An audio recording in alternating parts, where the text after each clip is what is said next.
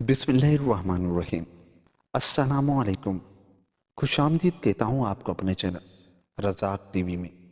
مگر آگے بڑھنے سے پہلے اگر ابھی تک آپ نے ہمارے چینل کو سبسکرائب نہیں کیا تو تھوڑی سی تکلیف کر کے ہمارے چینل کو سبسکرائب کر کے آپ ہی ہمارا حصہ بن جائیں۔ چلتے ہیں آج کی کہانی کی طرف۔ پرانے وقتوں کی بات ہے کہ ترکی کے ایک شہر استنبول میں ایک موچی رہتا تھا۔ وہ استنبول کا رہنے والا نہ تھا بلکہ کسی دور دراز گاؤں سے جہاں پیسے کمانے آیا تھا۔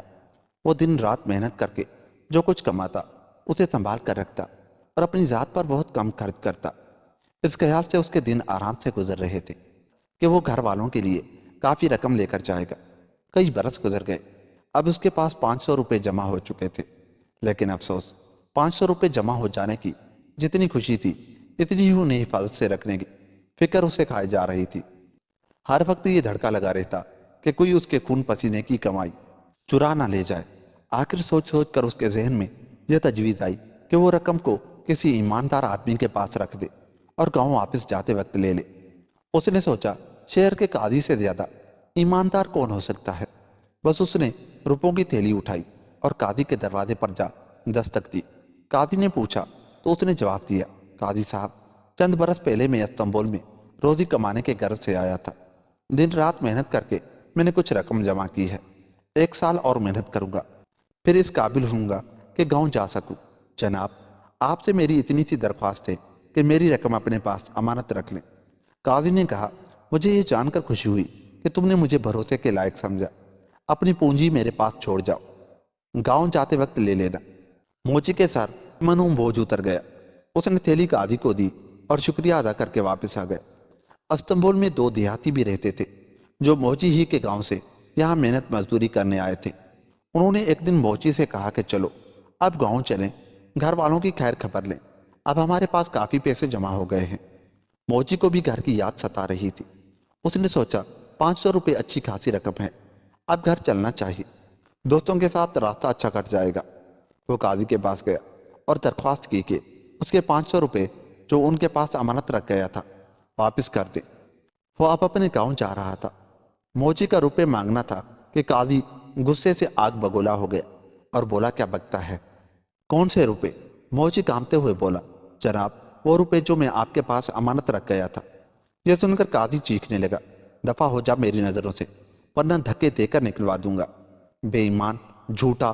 موچی بے چارہ مجبور تھا، بھلا قاضی کے خلاف اس کی فریاد کون سنتا؟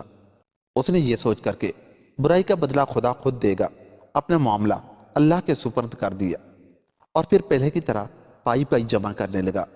ایک دن وہ دکان میں بیٹھا آہیں بھر رہا تھا کہ ایک سوداگر کی بیوی جوتا خریدنے آئی۔ وہ رحم دل خاتون تھی۔ اس نے موچی کو اداس دیکھا تو نرمی سے پوچھا، کیا بات ہے، اتنی ٹھنڈی آہیں کیوں بھرتے ہو؟ موچی پہلے تو کچھ جھجکا، لیکن جب خاتون نے اصرار کیا تو ساری کہانی اسے کہہ سنائی۔ خاتون نے کچھ دیر سوچا، پھر بولی، کل صبح تم قاضی کے گھر جانا اور اپنے روپے مانگنا، لیکن اس طرح مانگنا جیسے پہلی بار مانگنے آئے ہو۔ یہ کہہ کر خاتون گھر آئی، اپنے قیمتی زیورات جمع کیے اور پھر نوکرانی کو بلا کر کہا، کل میں قاضی صاحب کے ہاں جا رہی ہوں، تم میرے ساتھ چلو گی، اور ہاں دھیان سے سنو، جب میں قاضی کے گھر میں داخل ہو جاؤں تو تم باہر کھڑی رہنا۔ تھوڑی دیر بعد ایک آدمی آئے گا اور گھر کے اندر چلا جائے گا۔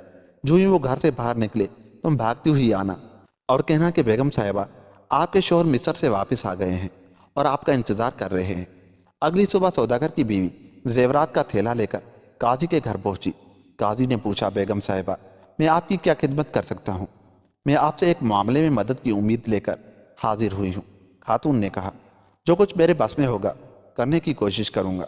قاضی نے جواب دیا، بات یہ ہے کہ قاضی صاحب کہ میرے شوہر تجارت کے لیے مصر گئے ہیں، وہ وہاں کافی دن رہیں گے۔ انہوں نے مجھے مصر بلایا ہے، لیکن مجھے ایک چیز کی فکر ہے، دیکھیے نا میں ان زیورات کا کیا کروں؟ یہ کہہ کر سوداگر کی بیوی نے تھیلا کھولا اور سارے زیور قاضی کے سامنے میز پر الٹ دیے۔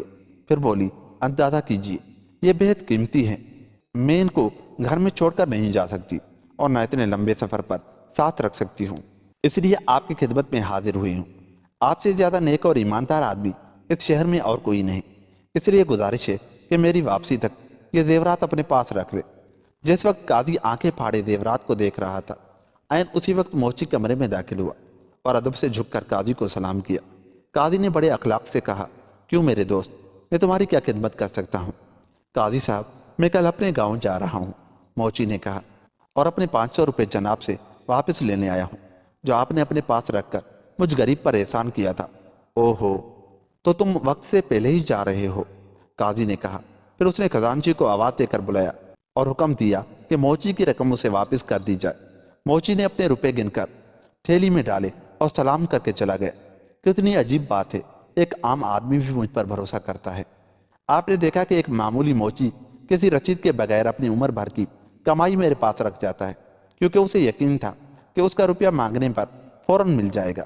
ابھی قاضی کی بات ختم نہ ہوئی تھی کہ نوکرانی باہر سے دوڑتی ہوئی آئی اور بولی، مالکن مالکن، مالک مصر سے واپس آ گئے ہیں اور آپ کا انتظار کر رہے ہیں۔ خاتون نے کہا، ہائے ہائے، کتنی خوشی کی بات ہے۔ یہ کہہ کر اس نے میز پر سے زیور سمیٹے اور قاضی کو سلام کر کے چلی گئی۔ ایک لمحے تک تو قاضی چکرا رہا تھا کہ یہ ہوا کیا۔ کچھ دیر بعد اسے احساس ہوا کہ ٹھگ کو ٹھگ لیا گیا ہے۔ اس خیال کے آتے ہی اسے اتنا غصہ آیا کہ وہ اپنی داڑھی کے بال نوچنے لگا۔